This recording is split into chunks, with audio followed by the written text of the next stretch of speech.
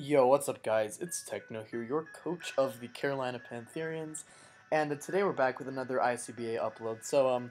First of all, I want to say my apologies if last week did not go up. Basically, I had a lot of troubles with Camtasia, and then, I kept trying to upload the video, and it just, would not upload. But yeah, here we are with our Week 3 match versus the San Diego Wimpadres and their coach, Alpha Lycanroc. So, I should probably state last week we did win. We won 2-0. We got a Darkrai sweep, Nasty Plot Darkrai. And it was a pretty hard-fought game, so I was happy to have won that game.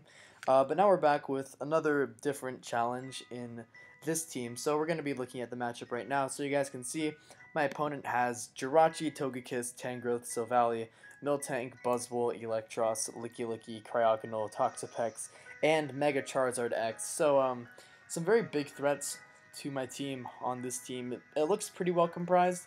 He has Licky and Miltank, which is pretty interesting, but I don't know. I kind of get how that works. He has the double flinch core with Jirachi and Togekiss. Very threatening. He has a Mega Charizard X, Tangrowth, Toxapex as a very nice regenerator core. So yeah, very threatening team. So looking at the matchup, the first thing that I really noticed is he doesn't really have great hazard removal. His only hazard removers are Mega Charizard X, Cryogonal, and Togekiss. So I wanted to exploit that pretty much. So we're gonna get right into nice. That is my friend Rob's battle, and I'm also off on the dimensions here. So let me just fix that real quick. So yeah. I'm just fixing everything in video. I know I'm really professional. But anyways, yeah, sorry about that. So you guys can see that we have Changi Easy, our Rotom Wash, which is a Choice Scarf Rotom that has Volt Switch, Hydro Pump, Thunderbolt, and Trick with 28 HP, 252 special attack, 220 in speed, 4 in special defense, and defense stat of 4. So we have Choice Scarf with Volt Switch, Hydro Pump, Thunderbolt, and Trick. So basically the point of this set is to basically just get really big momentum versus his team, because if we look at the matchup right now, you guys can see that his only real ground type on the team is his his nothing, it looks like. Did I actually really oversee that? Yeah, he doesn't have a ground type. I'm not thinking too straight right now, but yeah, he doesn't have a ground type unless he is Silvally ground, so I can just Volt Switch freely on everything. Hydro Pump does hit a lot of his team pretty hard. This is a very nice Toxapex response as well as a Togekiss response. Responds to a lot of his team very well. Hydro Pump does pretty big damage to Mega Charizard X if I need that to happen, but more than likely I'm just going to Volt Switch on out of there. You can also do pretty big damage to the Buzzwole or something. So yeah, that's good. That's the idea behind the Rotom Wash this week. I think that it can do a lot of work this week if I do pair it with the right mons. And basically the idea this week is this is a very offensive team. I didn't want to bring too much bulk versus him because I didn't think it would be too ideal. Because I think that the only reason I need any bulk is to deal with Mega Charizard X or something like that, and I'm not that afraid of it. I think my offense deals with it a lot better than my bulk can. So yeah, we're going to see how that works in the battle. So the next mon that we do have is going to be our Durant with Rock Slide, X Scissor Superpower, and Thunderfang with 12 in HP, 252 attack, 4 in defense, 4 in special defense, with 236 speed with the Hustle ability. So the idea behind this is just to be a very good wall breaker for one of my sweepers, which we'll talk about later. Rotom can also kind of function as a sweeper depending on how the team kind of plays out. But you guys can see he doesn't really have any great switch-ins to this thing. With the Thunderfang and Superpower, I'm now able to hit his Toxapex. There we go. Toxapex and his Miltank / Licky if he wants to bring that. Rock Slide is very nice for the Charizard. It does a lot of damage to it. So after rocks, it should be able to kill.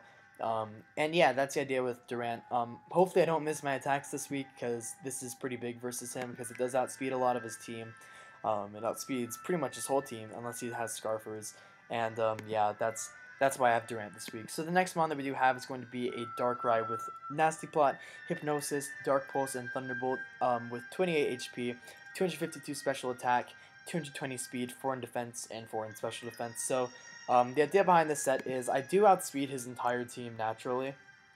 However, I don't want to basically if he has like a Scarfed Jirachi or a Scarfed Togekiss. I do expect Scarfed Togekiss to come this week. If he has either of those, or if he has like Scarf Buzzwole, any Scarfer on his team, if I don't want to have to deal with that, so I just brought Nasty Plot, Z Hypnosis. Hypnosis also putting things to sleep is very nice. In case I have it in on the Toxapex or something, I can possibly get 2 turns of sleep if I don't kill with a Thunderbolt. Like if I don't have my hazards up. If I don't kill with a +2 Thunderbolt, I can probably get 2 turns of sleep on that thing, if possible, and he can't haze me from there. So that's very nice versus that too. This is one of my sweepers, this matchup, because it just matches up very well. I believe that after Stealth Rocks and Spikes, a modest Thunderbolt from a Nasty Plot Darkrai does Oko Buzzwole, unless he has Assault Vest, so that's very nice to look out for. And yeah, that's the idea with Darkrai this week. It's a very nice sweeper. Like I said, this is a very offensive team, so that's why I wanted to like bring as many sweepers as I could. The next sweeper that we do have is going to be our Darmanitan. So I was contemplating running like in odd number in speed because I don't have hazard removal on this team, so I don't want to have to like be faced with like dealing with, I don't know, a like a Rocky Helmet user or something like that. And I wanted to be able to get up like more subs than I could. I wanted to be able to sub and Belly Drum even if there were rocks up, but at the end of the day I decided Darmanitan can also be a pretty good breaker if there's no Belly Drum up, so I just decided I'm just going to run with the HP stat and not just have to worry about having 1 HP the whole time. So yeah, that's the idea with Darmanitan. Sub, Belly Drum, Fire Punch, and Earthquake pretty much hits his whole team. If I am able to get off a Belly Drum, and I get my Salac Berry, the only way he stops it is with his Miltank, so that's something I have to look out for. But even Miltank doesn't appreciate a +6 Earthquake, so if I weaken that thing enough with any of my other mons, probably the Durant, if anything, I will be able to just sweep through the rest of his team, and my arrow's glitching out. So yeah, that's going to be Darmanitan this week. The speed stat means that I do, I believe it's to outspeed a Scarf Togekiss at +1 or just any Togekiss. But yeah, that's the idea with Darmanitan this week. +6 Belly Drum just really destroys his whole team. So the next mon we have is going to be our Nidoking with Life Orb, Earth Power, Sludge Wave, Substitute, and Focus Blast. So he has no resistance to Sludge Wave and Earth Power. Both of his cores, the Jirachi Togekiss and the Toxapex Tangrowth, they both lose to one of these coverages. The only mon that can really take hits from this thing on his team is going to be the Licky if it's like Spadef or the Cryogonal. So I decided I'd just run Focus Blast on this thing because it does do very well with both of them. And yeah, the EV spread's pretty.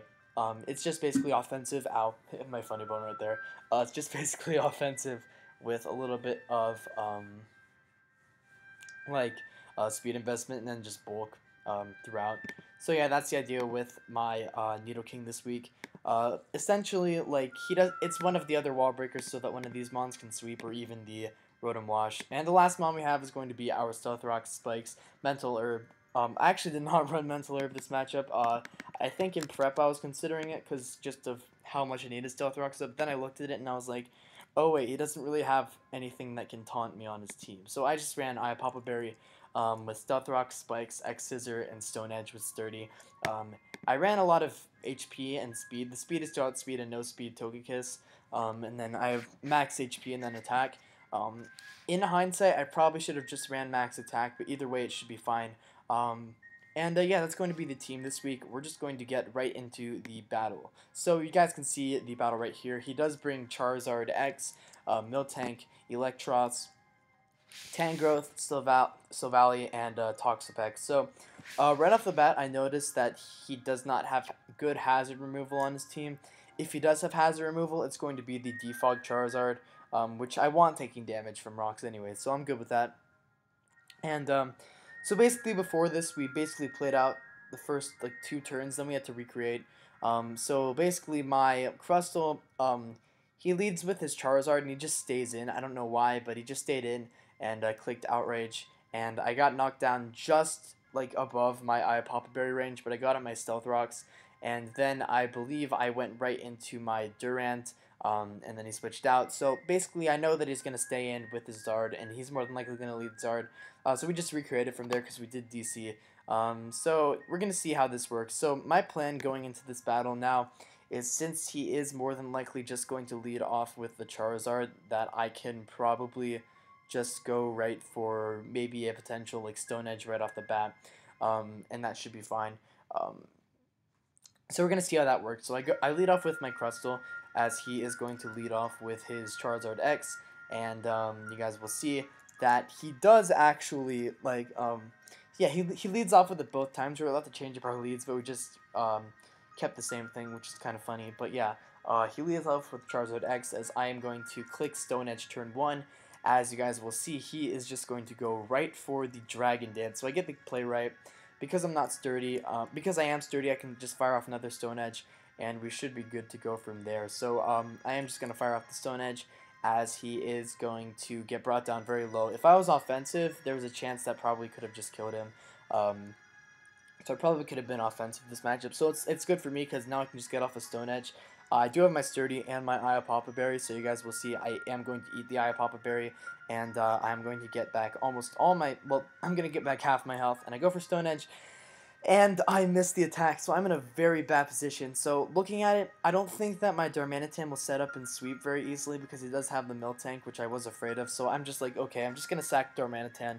I have to pray for a 3-turn Outrage and or a Confusion and a full Confusion, and for him to hit himself. But it gets a 3-turn Outrage, so now I'm just praying that my Durant can actually take the attack. Well, I know it takes the attack. I just have to pray that I don't miss this Rock Slide.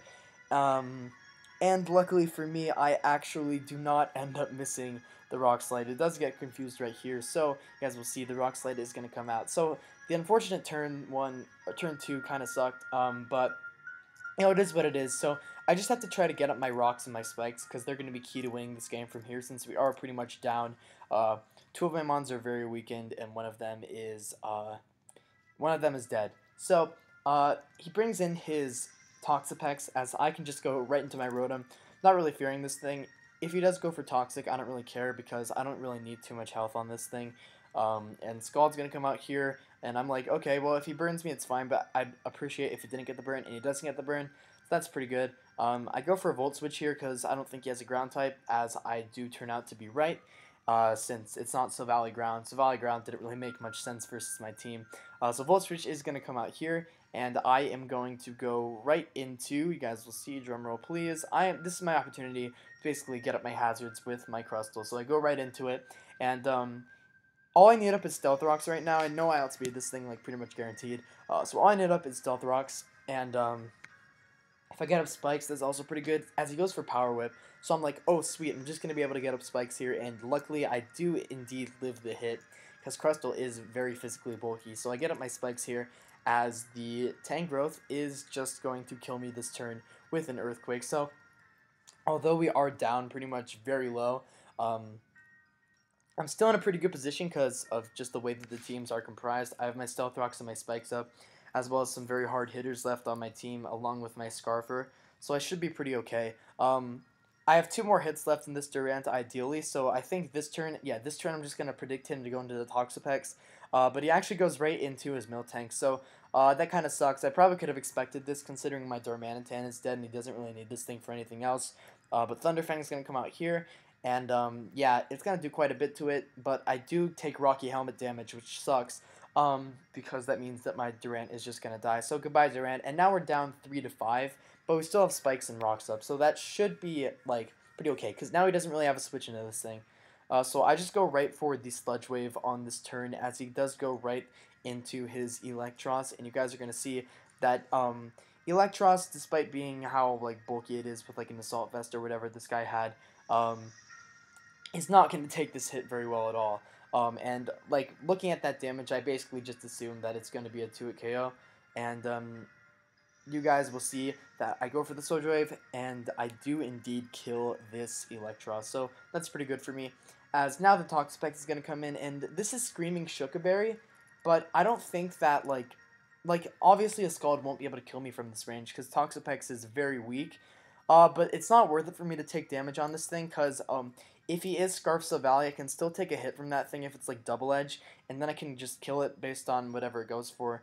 So he goes for Scald here, and luckily I do just go right into my Rotom. I don't get burned still, which is very nice, very fortunate that we're not getting Scald burned, as he goes for Baneful Bunker.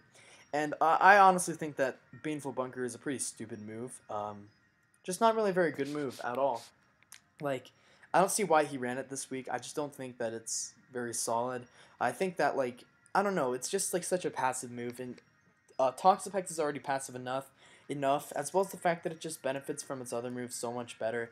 But anyways, that's just my opinion on that. He goes right into a Silvally here as I get off Volt Switch damage, and it does quite a bit, and it is looking to be Silvally normal. So what I'm thinking here is I can go into my, I can uh, go into my Nidoking. So the plan here is basically, if he has like Scarf Explosion, he will kill me.